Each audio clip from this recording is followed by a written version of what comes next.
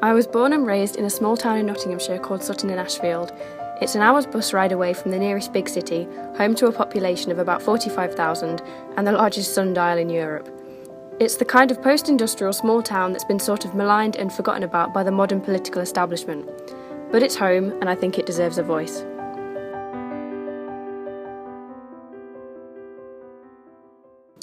Sutton is an old town with a long history. Cardinal Wolsey lodged here in 1530, a couple of days before he died, and some of the fighting during the English Civil War took place here.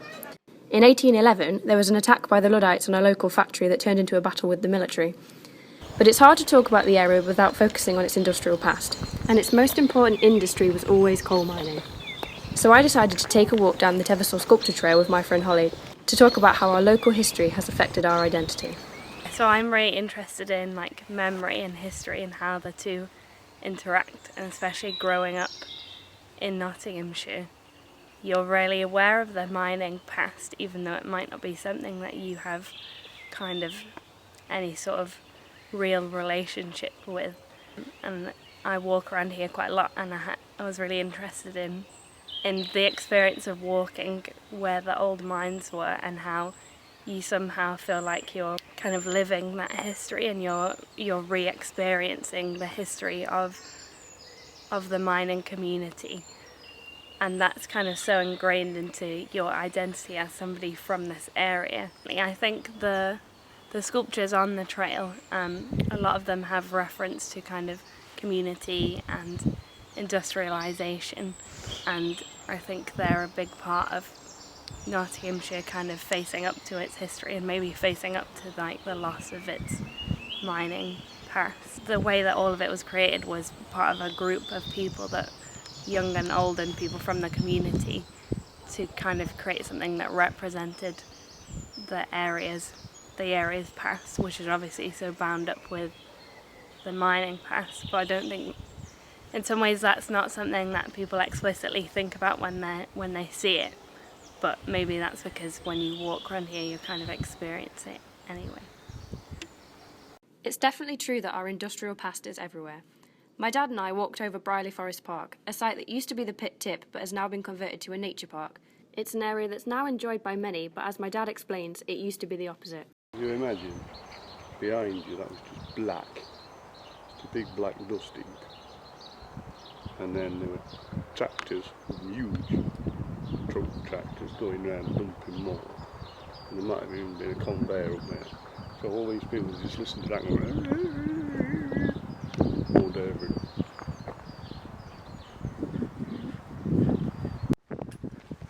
Nobody would know, didn't live round here. So that's a tip. Like them hills, they weren't there. No, they just look natural. They've all been planted, all this has been farmed to make it look like it. From Plesley coming back this way, you can see where they've filled little vales in to put the railway in. So they've moved hills to fill up valleys, and they've made like a big flat path, and that's happened all around here. You can see it if you look at it. Since mining is such an important part of our local history, I got in touch with a former miner from the area, Dr. David Amos, who did his doctorate on the strike, to ask him about his opinions on the way the area has changed in recent years. I originate from a village called Nunkagate near Kirkby Ashfield, which my dad's side of the family are all coal mining. That goes back, I was certainly the last of 7 generations. The whole lot on my dad's side is all coal mining. So we've done a basic family history on that line, which is, if you see, sort of, that's my dad's generation. Next at bottom I'm there, that's my cousin. We were only 2 out to finish going to bit, and then my granddad's generation there. Then my grandma were Keeling, and then you go back to Wrigley family, which was my great granddad. And Isaiah Wrigley there was a butty, which was a contractor, ran the pit at Portland, and his dad were a miner at Ena. So you've got 1, 2, 3, 4, 5, 6, 7 generations. I mean, about the changes, what's happened over times around here, obviously there's an immense change gone, but by the fact it's gone from a manufacturing region to a service industry. Hence places like where we sat now at Brierley Park's developed out of that service industry. But of course that's happened not just over my life, it's been happening post-war and probably before that actually. So you've had a demise in traditional industries. We saw the end of them go, which was textiles and coal mining, and then they've been replaced by this service industry, which is obviously lots to do with food and provision of food and meals, as well as leisure, a lot of leisure facilities like you've got here. So there's been a big change, which of course the other big change has been IT. One thing I did know when I did eventually leave PIT, or before I left PIT actually, that whatever you're going to do, you won't going to survive without having computer skills. That's where I got dragged into the world of Twitter, Facebook, Instagram and all the rest of it. But of course that was interesting after you initially got your head around what it were about. The plus with that is of course you can tell your own story. I'd certainly put more emphasis on arts and culture, on the local issues, in comparison with what's national issues, because the unfortunate thing is the austerity measures, the first thing that goes is arts, culture and local heritage, which is needless to say the council's got their statutory duties and sort of wash the hands of all that, which unfortunately we live in a mainly quantitative world where everything has to be counted. And of course, in the real world that it don't operate like that. People have to have an outlet through their creativity. And of course the thing about working at the PIT, there was some fantastically creative people, arts and singers and MCs and poets and people that never ought to be working in the PIT really. And it's not everybody's cup of tea of course, but I mean it's a big part of that industrial sort of culture, the arts bit of it. So I'd put more emphasis on that, the cultural aspects of things. And this whole ex-industrial belt what we of East Derbyshire and West Notts, there's just absolute loads of stories. Not just coal mining I'm talking about. I mean a lot of them's attached to industry, but in history in general and that, and it tends to be a forgotten part. And that's the unfortunate thing, and it's got really loads and loads of stories to tell. While I was home, I heard about a play that was being put on at a local school about the miners' strike. The play had been written by 2 local former miners, and I was interested to hear about why they were putting on a play about this local issue, so I headed down to the school to find out more.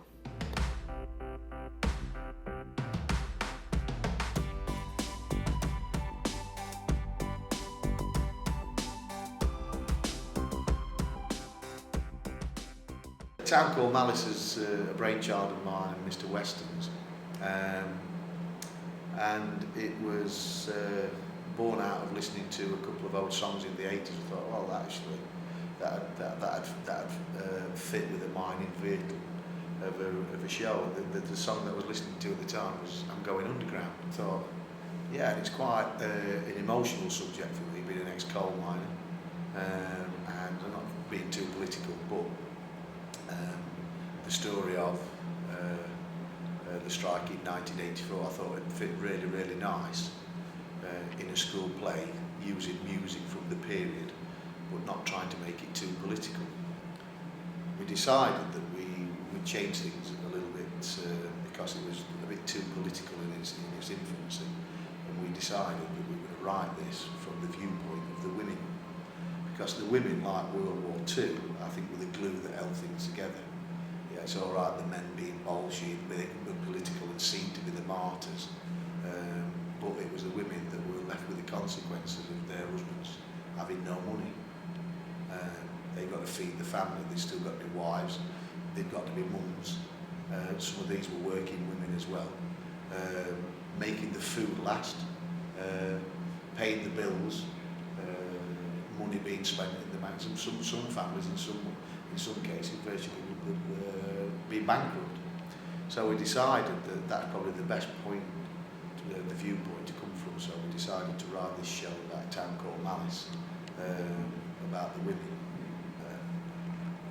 It was once said, or estimated, for every man that worked underground, there were 3 or 4 jobs in support industries that actually helped that miner do his job.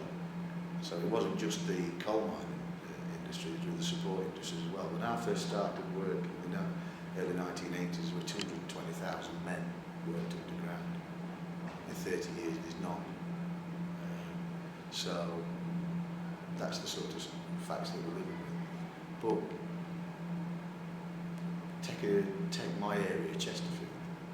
Since those times, this is not a political statement, it's just maybe the way the world's gone, I don't know. There was 11 collieries in North East Derbyshire and so many in South or North Notts. And in and around Chesterfield, all the big industries have gone. Local steel industries, chemical industries, 2 coal plants. And I bet you in 30 years, or just under, knowing the companies that's gone, you're probably talking well over 30,000 semi-skilled jobs that were well paid. And I think big industry had its part to play.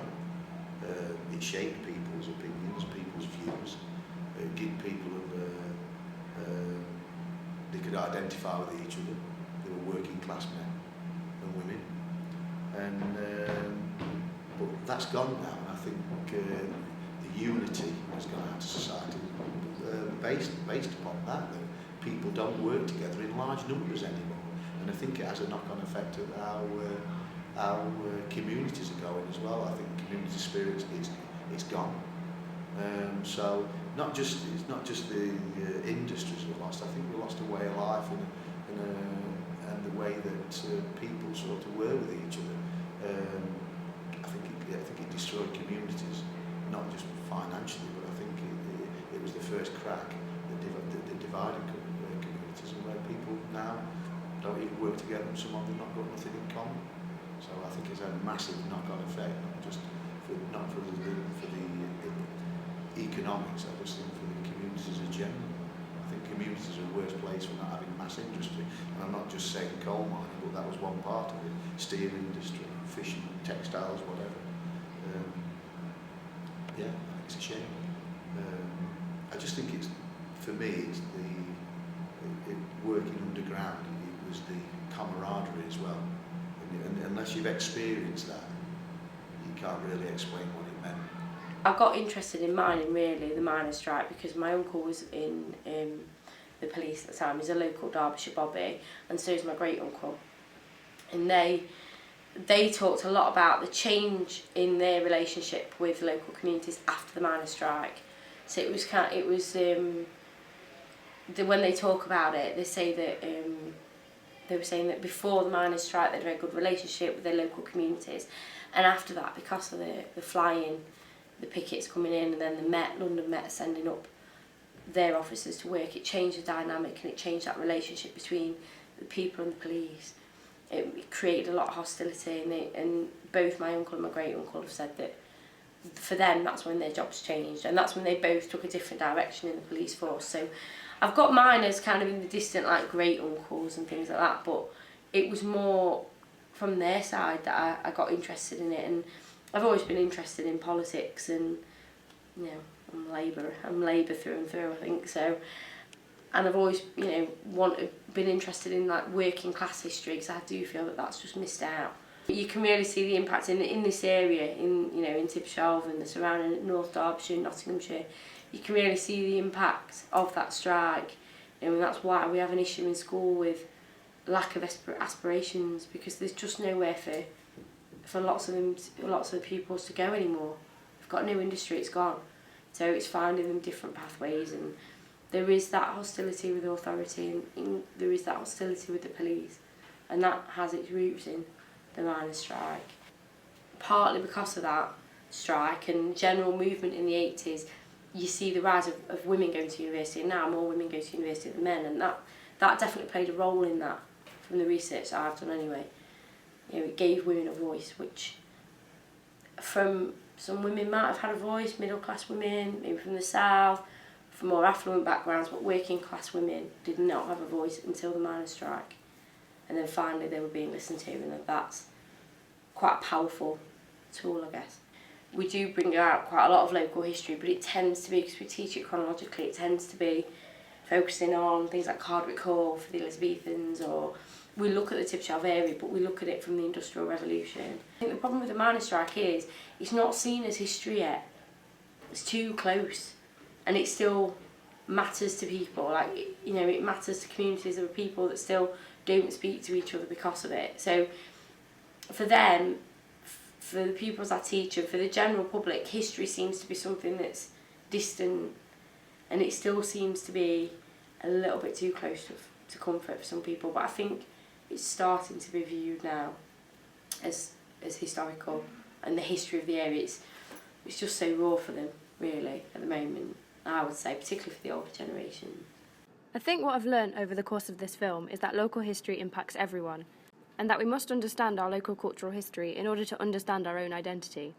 I asked my interviewees why they thought local history was important and why we should take the time to learn about it. The role of history is to teach you about your own identity and the identity of your community and your culture and stuff. And history is made up of lots of different histories. It's not, I don't think it should be selective. It should be kind of a microcosm of lots of different histories, and so it's almost your responsibility as somebody from that community to preserve your local history. When you start teaching history in Year 7, this is what I get. I want to know about the war. I want to know about the war. Or I want to know about the Holocaust and Hitler and the war. And that's all they see, that one isolated event. So I think that the job of history teachers is to get them to understand the narrative, the whole narrative, right from, you know, why do we bother learning about the Battle of Hastings, and right up to now. You know, something that I'm enjoying, that I'm developing for the Year 9s, is looking at the rise of industry, the rise of global companies like McDonald's, but their local history is a part of that. They need to care about the decisions that are made in government. They need to understand how they have an impact on their lives today, and the battles that their parents and their grandparents have been through for them. It's not just about the war. Obviously that is important, but that's only a tiny part of it. It's about, they need to understand who they are and where they've come from. So more contemporary history, but also history from hundreds of years ago as well, because it all plays a part in the story. I'd certainly put an emphasis on trying to, certainly education-wise, link things locally on that wider aspect. You know, like for example, we had I certainly remember when we were at Selston Project, one of the lads we worked with Selston, it's Selston High School now, but Selston Arts and Community College then. And we went round looking at the names on the war memorial, what clashed with the names of the students in the class, and took it from there and led them into World War I doing that. So that war memorial at Jacksdale became personal to them. You know, that sort of thing I think you need to do. And then, which we do with mining now, because we're still interested that you've got a generation of younger ones that still got granddads or great uncles and whatever what we're mining. So the interesting bit's going to be the next generation, which will probably be this next 10 years or so, when there isn't no links with mining, direct links, because you know you can take a flame safety lamp, a Davy lamp, and a lot of kids in class, oh, I've seen my granddad's got one of them, so they link with it. But there will become a time when they don't link with that. History, you know, governments are not, they don't know. People in Parliament that make decisions about education are not teachers. They don't know what kids need to learn. They don't know what lives, you know, decisions are made by people that are still mainly from private school educated men in the main. You know, how do they really understand the lives of working class children and women and men? They don't. And they've got probably got a very different perspective on the miners' strike compared to people, you know, from North East Derbyshire. I don't know what right anybody in government has got to make decisions about what pupils learn without really knowing them. And I think there is a north-south divide, and I think this area, Derbyshire, Nottinghamshire, is of the north. You know, it is. They don't understand. They have got a very different way of life to people in London and the south. It is different. There are differences. Personally, I don't think they should be the ones implementing the policies to do with history or the arts or cultural things.